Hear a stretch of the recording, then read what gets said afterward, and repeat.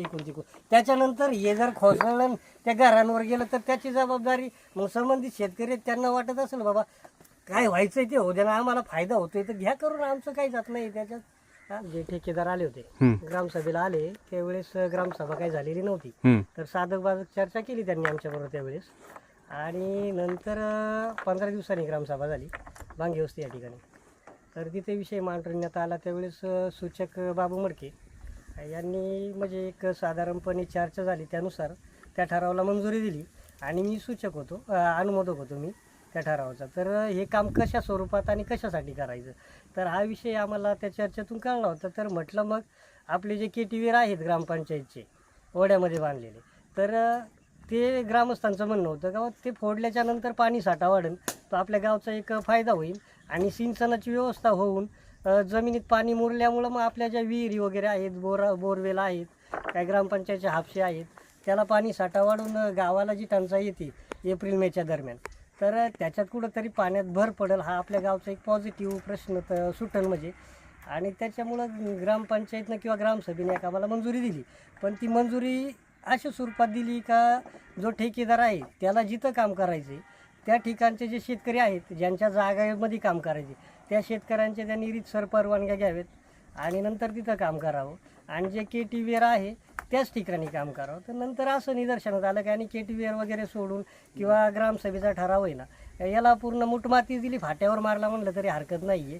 आणि 244 जे कलम आहे 5वी अनुसूची, प्यासा गाव आहे आमचं, तर त्या प्यासा गावाला कुठेही म्हणजे जे शासनाकडनं किंवा संबंधित विभागाकडनं कुठल्याही प्रकारचा न्याय देण्यात येतोय असं दिसतच नाही आहे. म्हणजे इथं सरळ मुजोरी चालली आहे, म्हणजे काय ठेकेदार असतील, कोणी संबंधित अधिकारी असतील, यांची सरळ मुजोरी चाललेली दिसते आम्हाला इथं.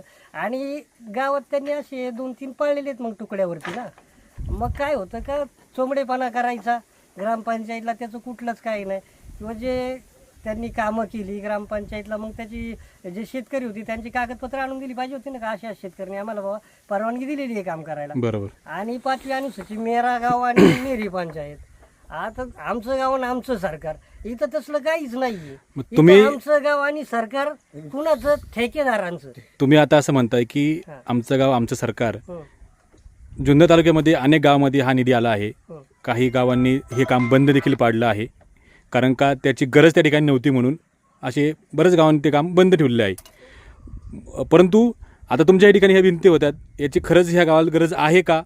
जर असेल तर आपण काय सांगाल? नाही, आता याच्यात वास्तविक परिस्थिती पाहिली तर हा 4 कोटी निधी पडलेला आहे शासनाकडनं.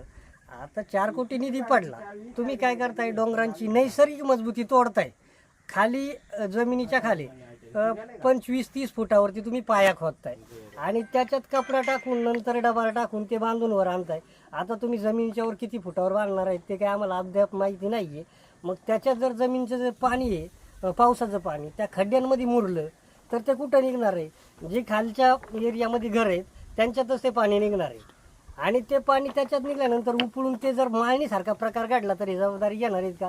तसं त्यांनी आम्हाला ग्रामपंचायतला लेखी द्यावं आणि ते लेखी दिल्यानंतर आहे ना, मग तिथून पुढं काम करायचं होतं ना. जबाबदारी यांनी स्वीकारली पाहिजे. उद्या काही घटना घडली तर जबाबदारी याची कुणाची? संबंधित PWD घेणार आहे का, तो ठेकेदार घेणार आहे का, ग्रामपंचायत घेणार जबाबदारी? तसं क्लिअर व्हायला पाहिजे होतं ना याच्यात. आता हे जे काम जे होतंय ते प्रॉपर एस्टिमेट प्रमाणे होतंय का, आपण काय सांगाल? आता यांचं एस्टिमेट कोणत्या प्रकारे आणि ग्रामसभेला काय ते म्हणजे लोकांना सांगितलेलं नाही किंवा त्याचं कुठलंही रजिस्ट्रेशनच केलेलं नाही आहे. त्याच्यामुळे त्यांचं काम कोणत्या स्वरूपात अद्यापही आम्हाला माहित नाही. आता आपण म्हणतो हे ग्लॅबिन वाल आहे, ते ग्लॅबिन वाला ही जी तार वापरली जरा बघा बरं कशी. ही लोकलची तार दिसते पूर्ण आतमध्ये. वरून त्याला हे वापरलंय प्लास्टिक कव्हर वापरलं ना. आतमध्ये बघा हे आपल्याकडे ज्या पोलवर तार आहेत ना ॲल्युमिनियमच्या, हा त्याच्यापेक्षा ही बारीक तार आहे. तर वेळ आली तर ही किती दिवस टिकल काय, ही काय वागती का नकल, वेळ आली त्याला 10-12 वेळा असं मोडूनही जाईल. हा मोडा बरं, मूर्ती का बघा.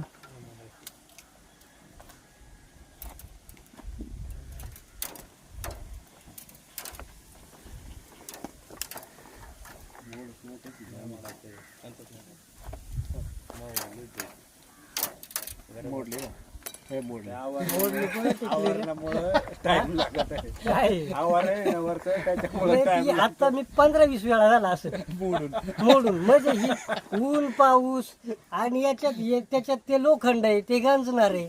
गंजल्यानंतर ते किती दिवस टिकणार आहे? 4-5-10 वर्ष इकून तिकून. त्याच्यानंतर हे जर खोसळलं त्या घरांवर गेलं तर त्याची जबाबदारी मग संबंधित शेतकरी आहेत, त्यांना वाटत असेल बाबा काय व्हायचंय ते होऊ द्या ना, आम्हाला फायदा होतोय तर घ्या करून, आमचं काही जात नाही त्याच्यात.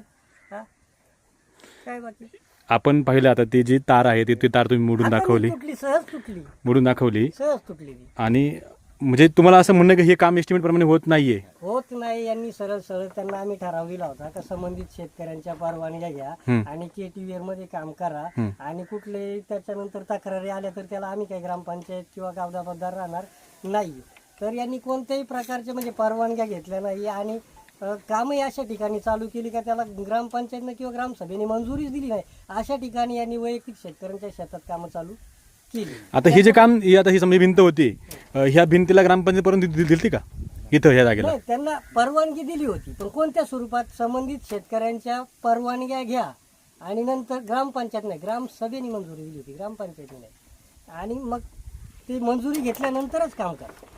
सदस्य तुम्हाला एक मिनिट दुसरा रोख विषय असा त्यांच्या एवढ्या मोठ्या लोडच्या गाड्या, कंटेनर, आपले डंपर जात आहेत येत आहेत, पूर्ण रोडचं त्यांनी आहे ना म्हणजे रोडच पूर्ण उखडून टाकलेत. रोडची फार धूप झाली फार. मग त्या संदर्भात तुम्हाला काही रस्ता करून देणार का नाही काही? नाही, त्याच्या संदर्भात सुद्धा त्यांनी बोललं पाहिजे होतं ना का उद्या रोडची जी देखभाल दुरुस्ती याच्या संदर्भात सुद्धा त्यांनी चर्चा करायला पाहिजे होती ना ग्रामपंचायत बरोबर. पण तशी कोणतीच चर्चा नाही. मग तुम्ही एक एक म्हणताय की आपलं गाव आपलं सरकार, मग तुम्ही जर तुमचं गाव तुमचं सरकार होतं, पेसा ग्रामपंचायत होती, तुम्ही याला तुम्ही रोखू शकत होता? नाही, आम्ही रोखू शकत होतो पण आमचेच काही महाभाग आहेत का त्यांना आदिवासी असल्याची लाज वाटते आणि त्याच्यामुळे सरळ सरळ हेच ना लोक काय करतायत का राजकारणाच्या दृष्टीतून कुठंतरी आहे ना जो आदिवासींच्या संरक्षणासाठी पेसा कायदा काढला तर हे महाभाग आहेत ना त्याच्याच नरडीवर पाय द्यायला निघालेत आणि यांना वैयक्तिक स्वार्थापोटी आहे ना पेसा गावात रुजवायचा नाही किंवा समाजात रुजवायचा नाही. त्याच्यामुळे पेसाची फार दुरावस्था झालेली आहे तालुक्यामध्ये.